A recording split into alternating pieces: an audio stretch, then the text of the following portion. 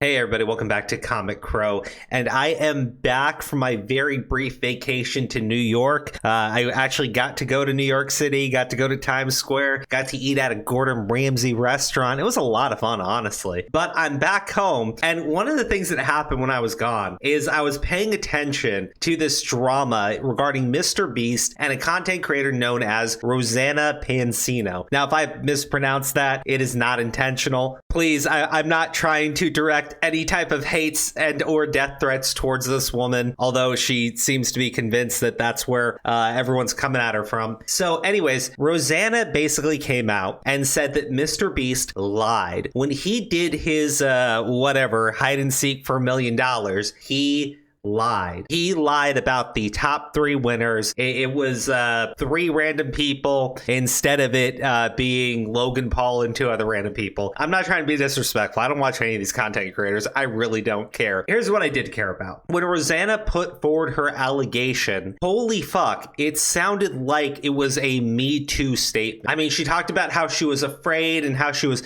being pressured into being silent and she was gonna refuse to be silent anymore. And now I would show it to you. I would even get a copy for you, except she deleted everything. She took it all down. All of this, it's all gone now. It's all gone now. But I did want to talk about it because there was a couple things I found kind of interesting about the situation. One, the specific charity event, because it was apparently a charity event that took place about 2 years ago. It was actually a YouTube original. Now, YouTube doesn't do YouTube originals anymore. Really, when she was doing this call out post that MrBeast lied about the winners and, you know, she was supposed to get credit or whatever, or blah, blah, blah, you know, who she should have been calling out was YouTube, because honestly, if I had to guess, MrBeast, maybe he does this. Maybe he does cheat in his challenges. It's the first time he's being accused of it. But if we're being completely honest, who actually would have the final say in it, it would probably be YouTube's team. I mean, if I had to guess, that's why Logan Paul is in the finale, even though apparently he got like ousted in like 6th or 5th place, because he's a really big name on the platform, and that's what YouTube cares about. They only care about their top content creators. They don't care about anybody else. Now, Rosanna, I feel like, was being incredibly opportunistic, okay? She put forward her claim as if she had been Me Too'd. I'm not even kidding. It's like, well, I guess the Me Too would be MrBeast getting Me Too'd, but you get what I mean, right? And Keemstar kind of got into it with this person. Basically, kind of like her statements are written like a Me Too statement. She's talking about not getting credit from MrBeast for her getting 3rd place in hide and seek. And that's all it was. And don't get me wrong, you know, it's a good call out. It's a good thing for people to talk about. Hey, you know, MrBeast, you're not being honest with your challenge. There's just like 3 issues. 1, it was 2 years ago. It was literally 2 years ago. 2, technically it was a YouTube original. Now MrBeast is the one putting it together, but you know, he's partnered with YouTube on it, and she didn't even bother bringing up how, hey, maybe YouTube, like the big fucking corporation, maybe they were involved. And then 3, the entire thing became about sexism and misogyny and how MrBeast was a sexist, a dirty, filthy, rotten sexist. But one of the other people that got ousted out of the top 3 was a dude, and it's actually a dude that's talked about this before. So I'm like, you know, you managed to just turn everybody against you. This could have been something where, hey, we actually say like, hey, MrBeast should come forward, should put out a statement, but this woman managed to turn everyone against her so fast. And when I say everyone, yeah, I know there are plenty of people liking the fucking tweet, but like every other content creator was like, this woman is insane, right? Actually, let me show you one of the deleted tweets that, you know, there's a screenshot of. I'm gonna be honest, if Rosanna's gonna start deleting everything, I'm not gonna sit there and put forward her side of things when she's already walking it all back, okay? I just wanted to show you kind of like some of the ways this idiocy was going about.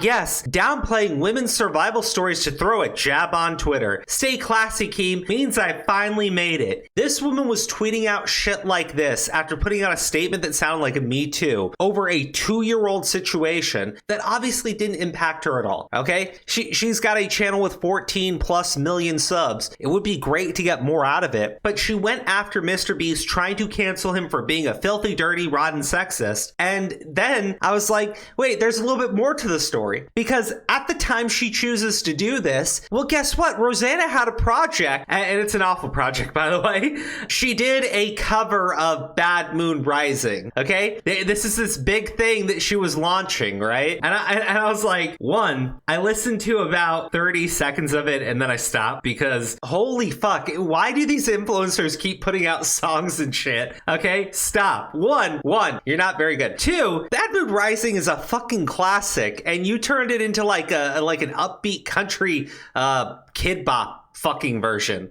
Like, what the hell was that about? Like, why would you do that? What was going on in your head? So I'm sitting there going, okay, we have a woman who is trying to draw as much attention to this whole situation by basically framing it as if she was assaulted by MrBeast, when in reality, she was given top 5 instead of top 3. I'm sorry. Like, I get it. If you want the $1 million, that much I understand. I'm a money guy. I get it. I totally do. But it seems to be a whole thing about clout, and like, I'm with you on the sense that, hey, you want to bring attention to it, you want it to be truthful and everything, you want people to know, hey, I did really well in this thing and I didn't get the credit I should have gotten. Fine, but you waited 2 years to talk about it. Like, you waited 2 whole years to talk about it. Was that because you were afraid of MrBeast? Ooh. Or was it because you knew YouTube was the one YouTube were the ones who actually made that decision? And if that's the case, you sitting there going after MrBeast instead of the platform itself, I get it. Don't bite the hand that feeds you. I do. But then I saw this garbage and I was like, okay, well, that makes sense. Okay, that makes sense. She was dropping a video. She was dropping this big video that she worked really super hard on.